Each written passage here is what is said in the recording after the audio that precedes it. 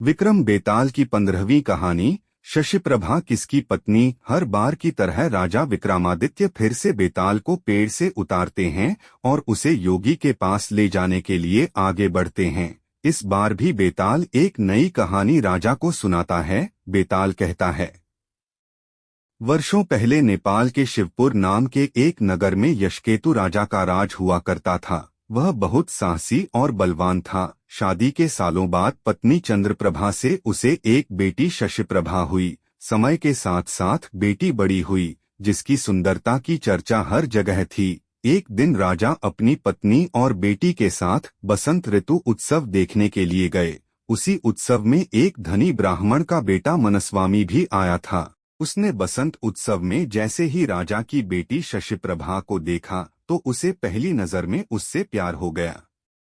इसी बीच एक हाथी तेजी से राजकुमारी की ओर दौड़कर आने लगा। शशिप्रभा की रक्षा में तैनात सभी सैनिक मतवाले हाथी से डरकर भाग गए। ब्राह्मण पुत्र मनस्वामी ने जैसे ही हाथी को राजकुमारी की ओर बढ़ते देखा तो अपनी जान पर खेलकर उसे बचा लिया। यह सब देखकर राजकुमारी ब्राह्मण युवक पर मोहित हो गई। ब्राह्मण युवक की सबने तारीफ की और दोनों बसंत उत्सव के बाद अपने अपने घर लौट आए।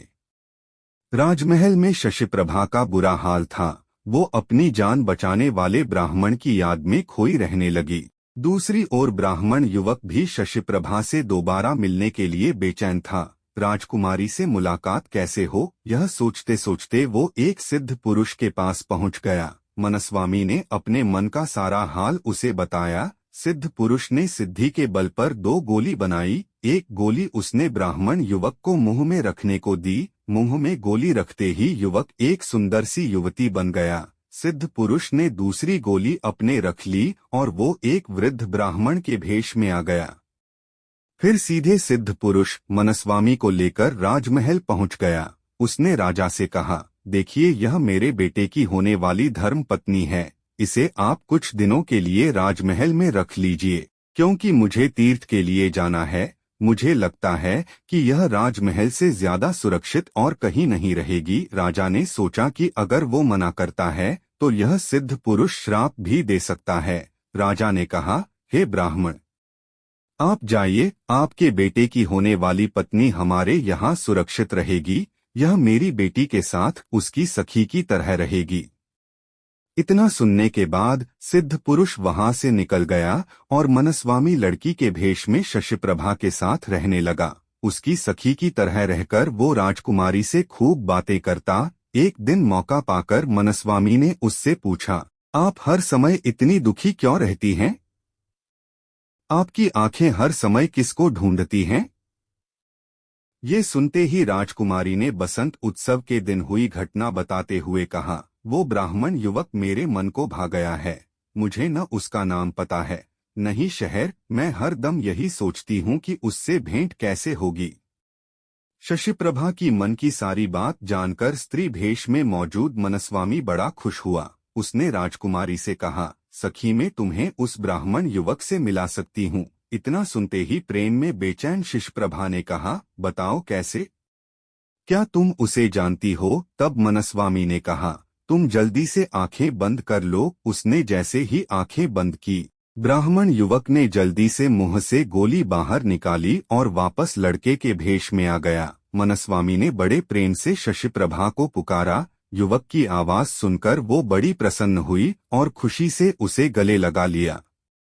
राजकुमारी ने उससे पूछा, अरे, मेरी सखी कहाँ गई? यह सुनते ही मनस्वामी ने सारी बात बताई और गोली मुंह में डालकर दोबारा स्त्री बन गया। यह सब देखकर राजकुमारी दंग रह गई और मन ही मन बेहद खुश भी हुई।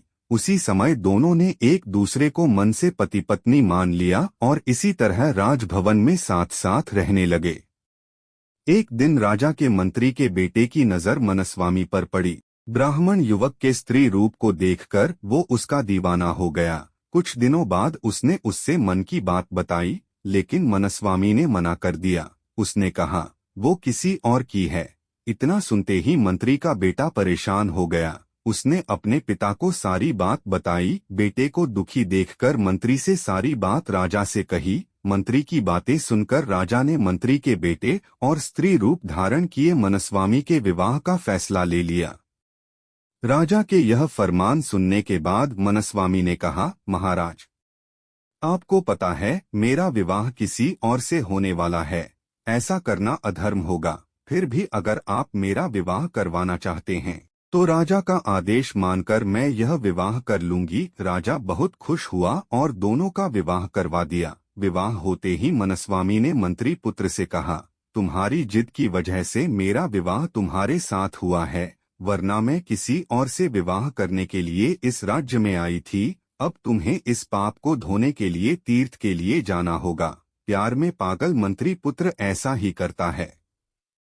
एक दिन सिद्ध पुरुष दोबारा ब्राह्मण के भेष में राजमहल पहुंचता है। इस बार वो अपने साथ अपने एक दोस्त को जवान करके अपना बेटा बनाकर लाता है। ब्राह्मण राजा से पूछता है, मेरी बहू कहाँ है? मैं उसे अपने साथ लेकर जाना चाहता हूँ और अपने बेटा का उससे विवाह करवाऊंगा। इतना सुनते ही राजा ने सारी कहानी उसे बता दी। सिद्ध पुरुष बहुत गुस्सा हुआ।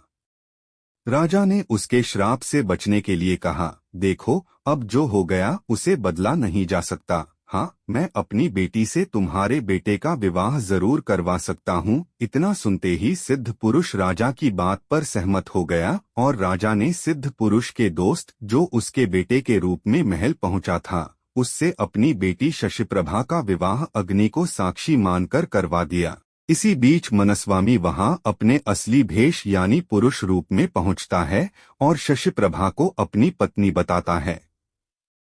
इतना सुनते ही बेताल ने कहानी सुनाना बंद कर दिया। उसने कहा, राजन, अब तुम बताओ, शशिप्रभा किसकी पत्नी है? विक्रमादित्य ने कोई जवाब नहीं दिया। गुस्से में बेताल ने कहा, जवाब दोगे या तुम्हारी गर्दन धड़ से अलग कर दूं? कुछ देर सोचकर विक्रमादित्य कहते हैं, शशिप्रभा उस लड़के की पत्नी है जिससे उसने अग्नि को साक्षी मानकर शादी की थी। मनस्वामी घर में भेष बदलकर रह रहा था और चोरी से शशिप्रभा से मिलता था। यह जवाब सुनकर बेताल ने कहा, तुमने बिल्कुल सही जवाब दिया है। अब तुमने सही जवाब दे दिया है तो मैं फिर से उड़ा राजन। ऐसा कहकर एक बार फिर बेताल दोबारा पेड़ पर जाकर उल्टा लटक जाता है। कहानी से सीख, छलकपट से किया गया प्रयास असफलता का कारण बनता है। आगे की कहानी दूसरी वीडियो में देखेंगे। ऐसी ही और वीडियो देखने के लिए हमारे चैनल को सब्सक्राइब करें।